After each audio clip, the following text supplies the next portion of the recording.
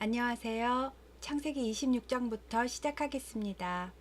사라가 죽었을 때 이삭의 나이가 37세였고 38년 뒤에 아브라함이 죽으니까 아브라함을 장사할 때 이삭의 나이는 75세가 됩니다. 이삭이 60세에 아들 쌍둥이를 낳았으니까 할아버지 아브라함이 죽을 때 손자 에서와 야곱은 15살이었을 것입니다.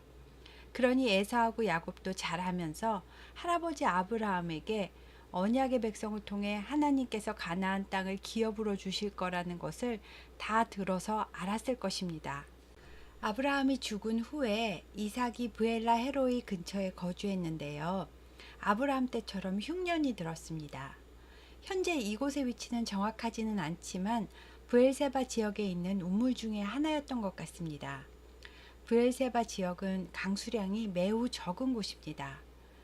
그리고 그랄은 미리 재배되는 한계선으로 강수량만 따라주면 농사가 아주 잘 되는 지역이었습니다. 게다가 그랄은 애굽으로 내려가는 해안도로하고 연결되는 위치에 있었기 때문에 흉년이 들자 아브라함처럼 이삭도 애굽으로 가려고 그랄로 내려갔습니다. 브엘세바가 그랄보다 고도가 더 높기 때문에 내려갔다라고 표현합니다. 블레셋 왕 아비멜렉이 사는 왕궁도 그랄에 있었습니다. 아비멜렉과는 아버지 때부터 친분이 있었기 때문에 그랄에서는 그래도 편히 거주할 수가 있었습니다. 아브라함이 아비멜렉과 브엘세바 언약을 한 때는 이삭이 젖을 떼고 큰 잔치를 하고 이스마엘을 내쫓던 그때입니다. 그리고 지금은 시간이 70년 정도가 흘렀으니까 현재 있는 블레셋 왕 아비멜렉은 아브라함 때 그 왕의 아들쯤 되었을 것 같습니다.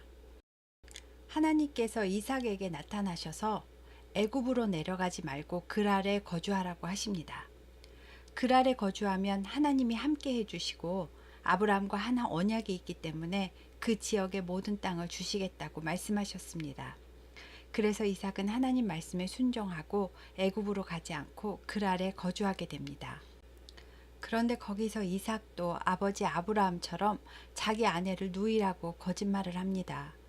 리브가가 너무 아리따워서 자기를 죽이고 뺏어갈까봐 두려워서 그랬다는데 이것은 하나님을 의지하는 믿음의 행동이 아닙니다.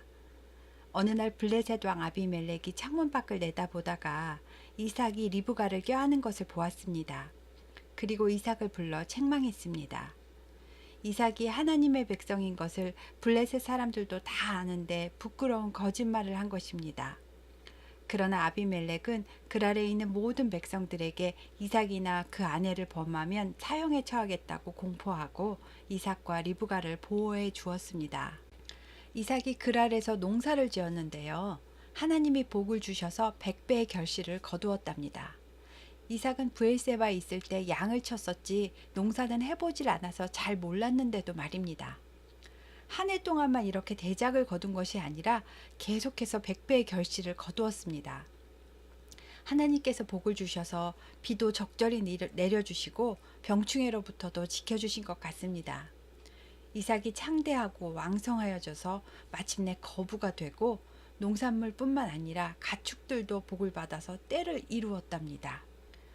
그런데 기근 때문에 난민으로 들어와 살던 이삭이 갑자기 너무 잘 되고 큰 부자가 되니까 블레셋 사람들의 시기를 받게 되었습니다. 그랄에는 이삭의 아버지 때부터 종들이 판 우물이 여러 개가 있었는데 그랄 사람들이 그 우물들을 모두 막아버리고 흙으로 메워서 못쓰게 만들었습니다. 그 땅에서 살지 못하게 하려는 것입니다. 그리고 블레셋 왕 아비멜렉도 와서 이삭을 견제하고는 이 땅에서 떠나라고 합니다. 이삭은 그랄 골짜기라는 곳으로 장막을 옮겼는데요. 그랄의 맨 외곽 경계쯤인 것 같습니다. 이삭의 종들은 그곳에서 골짜기를 파서 물이 계속 솟아나는 샘 근원을 얻었답니다. 깨끗하고 좋은 물이 나오는 곳을 발견한 것입니다. 그런데 그럴 사람들이 여기는 원래 우리 땅이니까 이 우물도 우리 것이다 하면서 빼앗았습니다. 이삭은 그 우물을 다툼이란 뜻의 에색이라고 부르고 그냥 또 다른 곳으로 옮겨가서 우물을 새로 팠습니다. 그런데 샘이 또 나오자 그랄 사람들이 또 쫓아와서 또 뺏는 것입니다. 이삭은 그 우물을 대적하다라는 뜻으로 신나라고 부르고 이번에도 우물을 지키기 위한 전쟁은 하지 않고 그냥 다른 곳으로 또 옮깁니다. 옮겨가다 보니까 이번에는 브엘세바 쪽으로 거의 다 옮겨온 것 같습니다. 세 번째 옮긴 곳에서 이삭이 또 우물을 팠는데 또 샘을 발견하였습니다. 이제는 그랄 사람들이 더 이상 뺏으러 오지 않습니다. 우물을 파는 것은 쉬운 일이 아닙니다. 또 무작정 깊게 판다고 물이 다 나오는 것도 아닙니다. 이삭이 우물을 파기만 하면 샘이 솟아오르는 것을 보고 그랄 사람들은 이삭은 진짜로 하나님께서 함께 하는구나 하고는 이제는 더 이상 이삭을 건드리질 않습니다. 이삭은 하나님이 우리를 위해서 넓게 하셨으니 우리가 이 땅에서 번성할 것이다 라고 말하며 그 우물을 르호봇이라고 불렀습니다. 르호봇은 장소가 넓다 라는 뜻입니다. 그날 르호봇 우물에서 가까운 브엘세바로 이삭이 올라갔습니다. 그런데 그 밤에 하나님이 나타나셨습니다. 이삭아, 나는 내 아버지 아브라함의 하나님이지 않니? 블레셋 사람들 두려워하지 말어라. 내가 다 지켜줄 거고 너하고 네 자손들에게 복을 줄 거다 하고 말씀하셨습니다. 이삭은 그곳에서 제단을 쌓고 하나님께 예배를 드리고 바로 그 옆에다가 장막을 쳤습니다. 이삭의 종들은 그 장막 근처에도 새로 우물을 파기 시작했습니다. 그런데 어느 날 블레셋 왕 아비멜렉이 자기 친구 아후삿을 데리고 군대 장관 비골하고 함께 아브라함을 찾아왔습니다. 이 비골 장관은 아마도 70년 전 아브라함 때 그 장관인 것 같습니다. 이건 제 생각이지만 이 비골이 당시에 젊은 군대 장관이었고 지금은 늙었지만 아브라함 때 브엘세바 언약을 기억하면서 현재 왕에게 찾아가 조언을 해주었던 것 같습니다. 이삭은 아비멜렉에게 나아가서 말했습니다. 전에는 나를 미워하여 쫓아내시더니 오늘은 무슨 일로 저를 찾아오셨습니까? 아비멜렉은 여호와께서 너와 함께 계심을 우리가 분명히 보았으므로 우리와 너 사이에 화평할 것을 맹세하고 계약을 맺으려고 한다. 이삭은 그렇다면 환영합니다. 어서 들어오십시오. 하고 그들을 위해서 잔치를 베풀었습니다. 그리고 다음날 아침 서로 화평을 맹세하고 평안하게 헤어졌습니다. 조금 있다가 이삭의 종들이 주인님, 장막 근처에 새로 판 우물에서도 샘이 나왔습니다. 하고 알렸습니다. 이삭은 그 우물을 세바라고 불렀습니다. 브엘세바를 맹세의 우물이라고 부르고 또 일곱 우물이라고 부르잖아요. 이것은 아브라함이 화평 언약 말고 우물만을 가지고 따로 맹세할 때 일곱 암양 새끼를 따로 세웠기 때문인 것 같습니다. 이삭은 이 새로 판 우물도 좀 전에 아비멜렉이 맹세하고 갔으니까 브엘세바로 불려지길 원했나 봅니다. 그래서 이삭이 판 그 우물과 그 옆에 그가 거주한 성읍이 지금까지도 이름이 브엘세바로 불려지고 있습니다. 이제 그 브엘세바에서 이삭 가족이 잘 정착해서 살고 있었습니다. 에서하고 야곱이 40세가 되었을 때였습니다. 이삭의 아들들을 60세에 낳았으니까 이제 이삭은 100세가 되었겠지요. 큰아들 에서가 영적으로 아무 관계없는 하나님을 섬기지 않는 가나안 땅에 있는 해쪽 속의 여인을 그것도 동시에 2명을 아내로 맞이해 들여왔습니다. 영적 계보를 이어갈 장손인데 아버지 이삭처럼 하나님께 예배하고 기도해서 하나님을 경외하는 여인을 아내로 맞이해야 되는데 우상 숭배하는 며느리가 동시에 둘이 들어온 겁니다. 그 며느리들이 이삭과 리브가의 마음에 근심이 되었습니다. 여기서도 에서가 영적인 것을 얼마나 가볍게 여기고 있는지를 알 수 있습니다. 그 뒤 세월이 30년 넘게 흘러서 이삭은 130세가 넘고 야곱과 에서가 70세가 넘은 어느 날이었습니다. 이삭이 아들 에서에게 에서야, 내가 이제 늙어 언제 죽을지 모르니 나를 위하여 별미를 만들어 내게로 가져와 내가 죽기 전에 내 마음껏 축복하게 하여라 라고 말을 합니다. 사실상 이삭은 180세에 죽거든요. 아직도 한참 50년 가까이 더 살 거면서 영적으로 나약해져서 인간적인 생각을 하고 금방 죽을 것처럼 말하면서도 하나님께 예배한다거나 하는 말은 하나도 안 하고 내가 좋아하는 것, 나를 위하여 내가 먹고 내 맘껏 축복한다 하고 말하니 온통 중심이 자기에게 있습니다. 이삭은 사전에 리브가하고 이 일에 대해 상의도 하질 않았습니다. 리브가가 이 말을 들었고 에서는 사냥하려고 들로 나갔습니다. 리브가는 야곱을 불러서 집에서 키우는 염소 새끼 2마리를 얼른 잡아오라고 했습니다. 야곱아, 내가 아버지를 위해서 그것으로 별미를 만들 테니까 너는 형 대신 그걸 아버지께 드리고 축복을 네가 대신 받아라 라고 말했습니다. 야곱은 어머니, 그러다 들키면 보금고사하고 저주를 받을 겁니다 하고 펄쩍 뛰었습니다. 어머니 리브가는 너의 저주는 내가 다 받을 거니까 얼른 엄마 말대로 해 라고 합니다.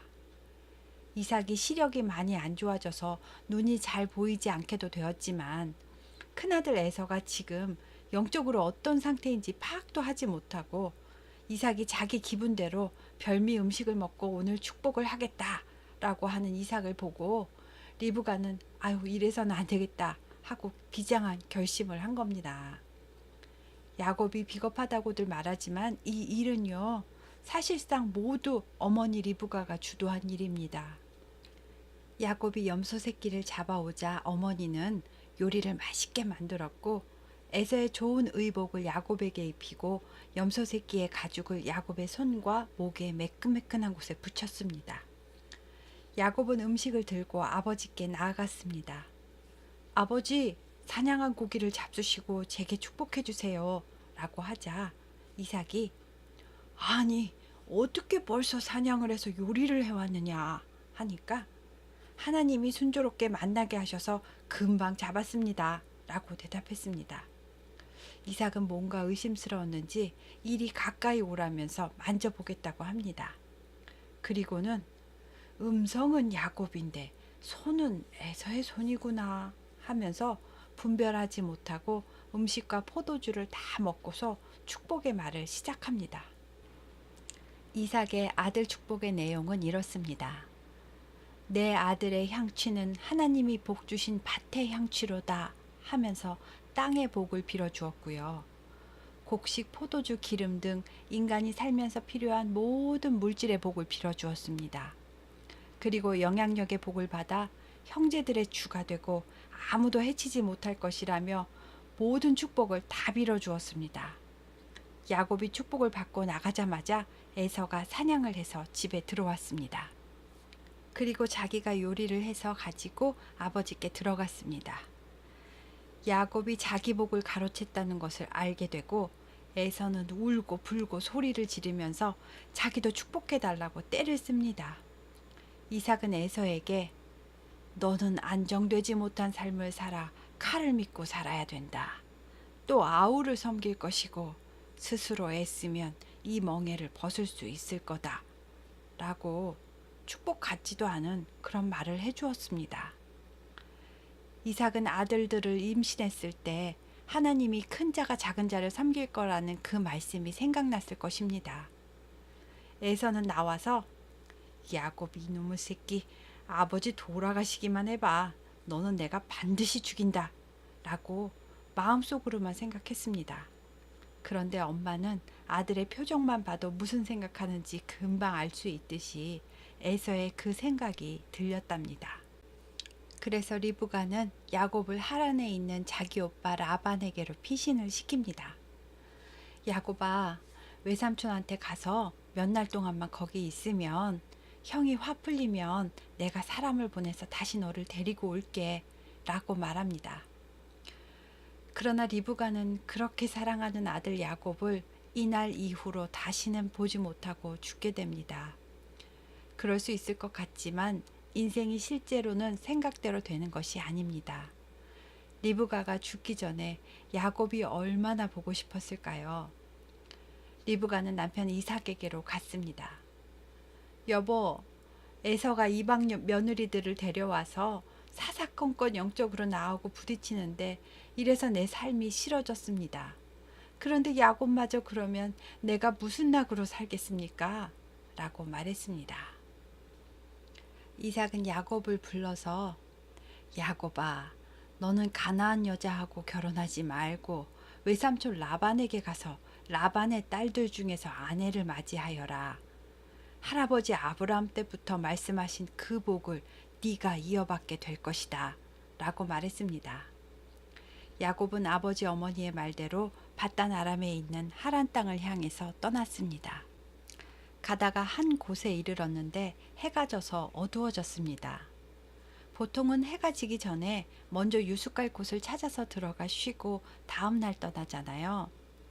야곱이 에서가 쫓아와서 길에서 자기를 죽일까봐 겁이 나니까 급하게 계속 가다 보니까 해가 진 것입니다.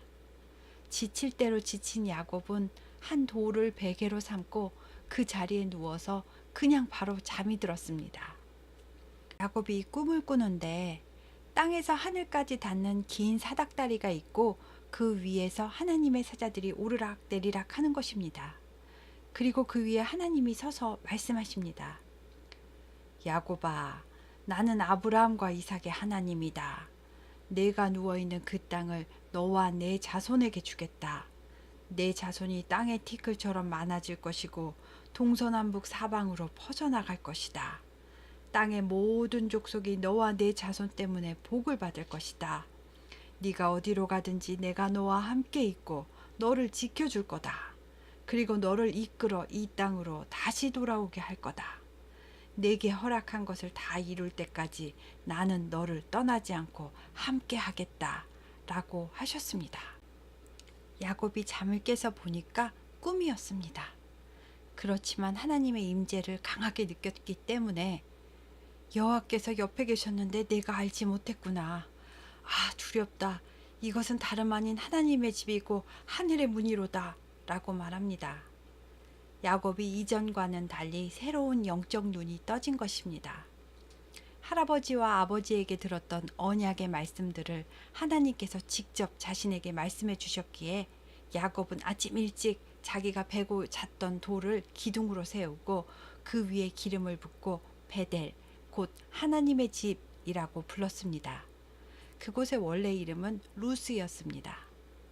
기름을 부을 때는요, 항상 올리브 기름, 즉 감람유를 사용한다고 하니까 앞으로 성경에 기름 붓는 장면이 나오면 올리브 기름 하고 기억을 해주세요.